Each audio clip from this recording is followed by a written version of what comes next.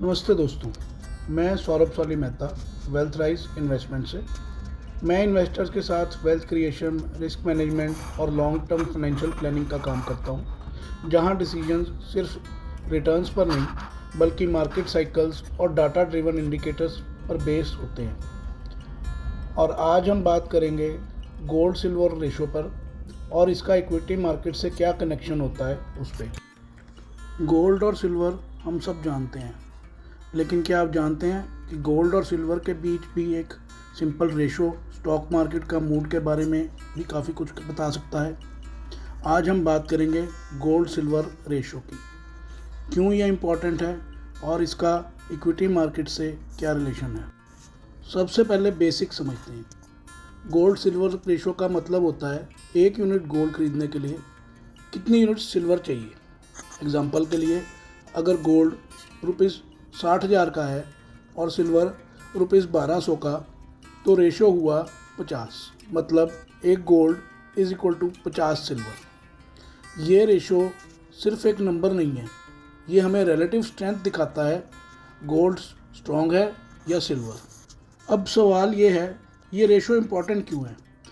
क्योंकि गोल्ड और सिल्वर का नेचर अलग होता है।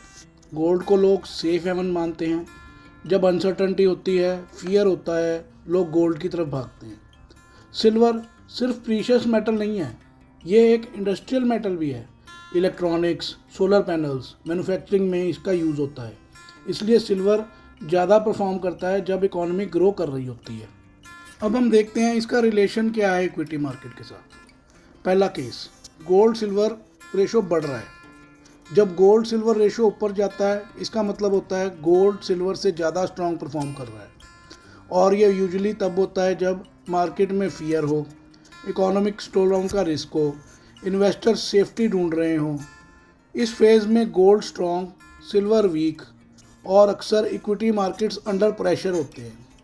सिंपल शब्दों में बोलें तो high ratio is equal to risk of environment. अब केस 2, जब गोल्ड सिल्वर रेशो गिरता है। अब दूसरा सिनेरियो देखो, जब गोल्ड सिल्वर रेशो नीचे आता है, इसका मतलब होता है सिल्वर गोल्ड से बेटर परफॉर्म कर रहा है।